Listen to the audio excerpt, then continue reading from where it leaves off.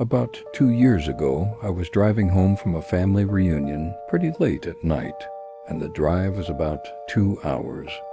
I didn't stay the night because I had to be back for work the following day. Most of the drive was on roads with dense bush and trees on either side, the real creepy ones you see a lot in movies. Anyway, I had been driving about 45 minutes, and I was starting to get really tired. You know how sometimes you just suddenly become really tired out of nowhere? Well, yeah, that happened to me.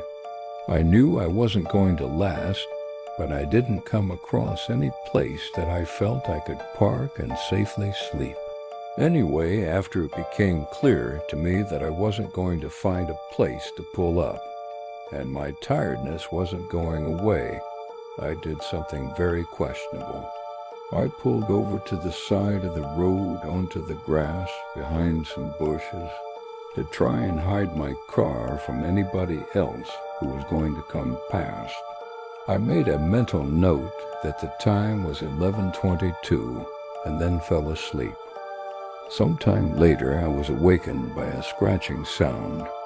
I looked at the clock to 11:50. The sound stopped after a few seconds, and because I was still extremely tired, I didn't bother looking around and simply went back to sleep. I was later awakened by the same sound, and it was now 12:40. This time it really freaked me out because the sound didn't stop. The thought ran across my mind that it was just an animal inspecting the car, but why would it return almost an hour after it had left the previous time?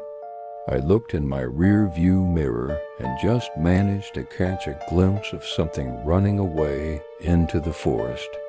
Now, at the time, I thought it was the damn hook killer. You know, the one that scratched that couple's car and then slaughtered the guy when he got out to investigate. Fuck that, I thought to myself, so I got the hell out of there.